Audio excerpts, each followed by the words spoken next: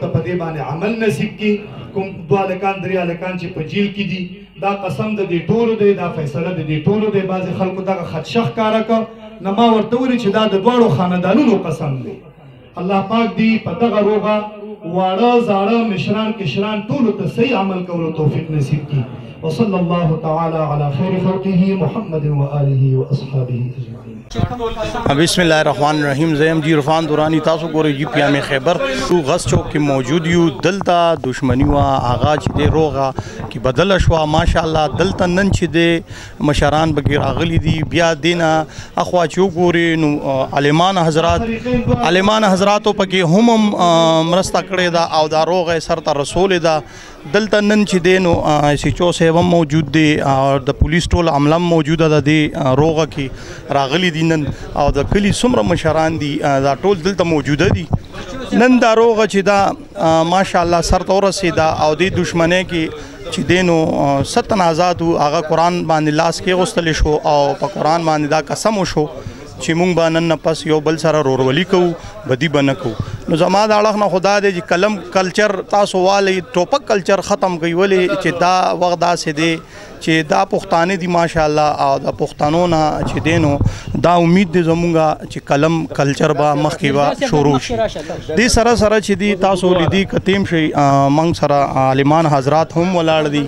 دې کې چې دی نو موږ سره د دې ایریې چې کوم SHO دی هغه هم ولاړ دی او دې کې چې دی نو ټوله عمله بالکل موجوده ده. خبرې به هم کوو SHO صاحب دا راته ووایي نن دا روغه وشوه، څه تاسو محسوس کوئ دې روغې حوالې سره؟ څه دا خو زمونږ دپاره هم د فخر خبره ده او خاص کر د دې علاقې د علما دپاره او د علاقې د مشرانو دپاره په تاریخ کې د ما 32-33 سال نوکري ده او داسې ارجنټ روغه ما چېرته نه ولیدلې. ولې چې په دې روغه کې یو خلوصو د علاقې مشرانو یو منډه تړله وه، د عالمانو یو منډه تړله وه. نه کې د هغه روټین کې مونږ اورو په دې خبر کې مونږ نوکري کوو، پلانکې د ما جرګه مار دی، پلانکې جرګه مار دی، د پیسو والا جرګه مار.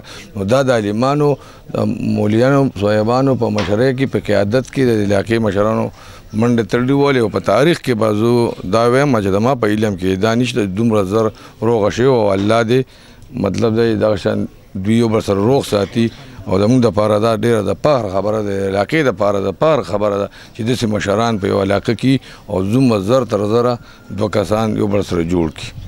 ډېره مننه جی. څنګه SHO صاحب وفرمایل چې دا د فخر خبره ده چې مشران پکې شته او بیا عالمان داسې شته دي موږ سره چې هغوی دا روغ راوستې ده.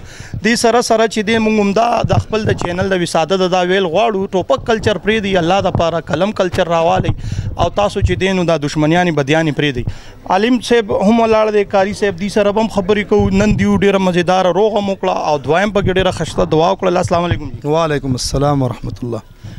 کاري صاحب ماشاءالله مبارک شي د ټولو نه مخکې تاسو ډېره مهرباني خیر اوسي. بس موږ د الله نه شکرګزار یو الحمدلله چې دا په دې لیک ټیم کې لکه SHO صاحب وویلي چې دا خوش قسمتي د ټولو دی او د ټولو دپاره د خوشحالۍ خبره ده. خو یو طرف ته که موږ وګورو دا د دې فریقینو هم چې دی موږ ته لار راکولو، که دوی موږ ته واکونه نه وي راکړي نو موږ به څه کړي؟ الله د دوی سره هم ښه وکړي چې د مشرانو ته یې لار ورکړه او خپل هر څه چې دی د مشرانو په ذمه واچو. مشران هم خپل سعی کوشش وکړو، الله دا مسله ډېر زر تر زر او په ډېر لیک ټیم کې الله خیر ته ورسو. آینده دپاره هم ټولو مسلمانانو ته موږ وایو چې اسلحې او ټوپک او دغه شانتې بد اخلاقیانې دی یو بل سره مه کوئ. خو که بالفرض شیطان دی وشي نو فوري طور مشرانو ته مراجعه او مشرانو ته واک ورکوئ نو الله به هم د آینده د نورو شرورو نه حفاظت نصیب کوي انشاءالله.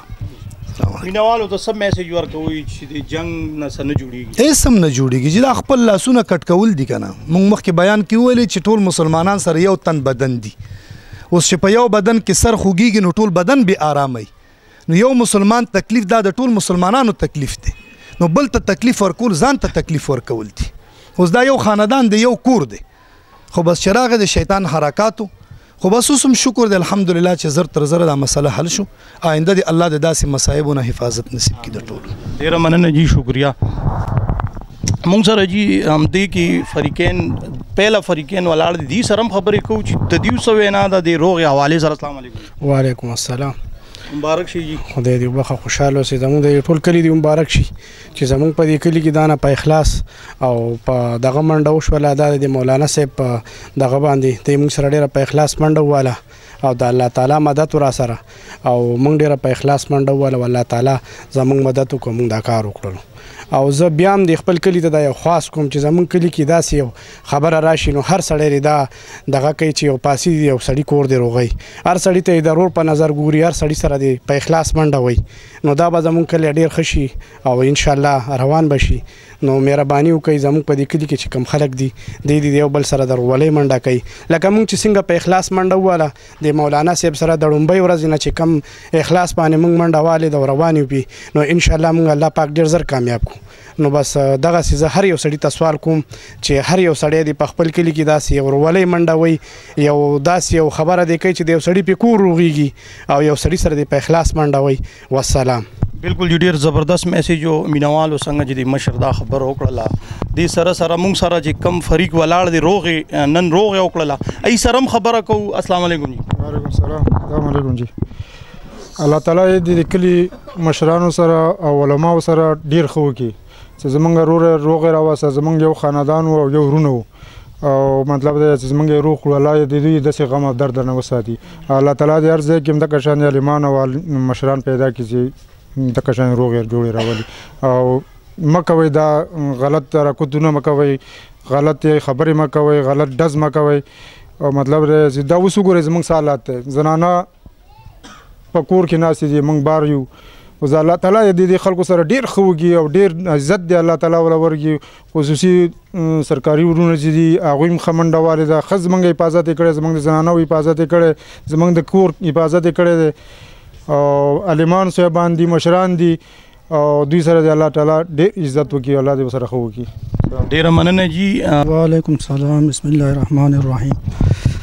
بس دار څه د الله د طرفه دی او راغله او په موږ باندې راغله هر څه د الله د طرفه وشو او زموږ پکې ورور مړ شو موږ هغه ورته بخلی دی او الله دې د داسې غم نه هر سړی وساتي. نوی نسل چې دی له څه میسیج دی؟ بس نوی نسل دا میسیج دی چې بس ځان ساتئ د داسې دغه نه ځان ساتئ د داسې مطلب د معمولی دغه نه ځان ساتئ چې معمولی خبره باندې دغه یا چاله مشر کشر پیژنئ بس دغه میسیج دی زما چې مشرانو او د کشرانو عزت کوئ.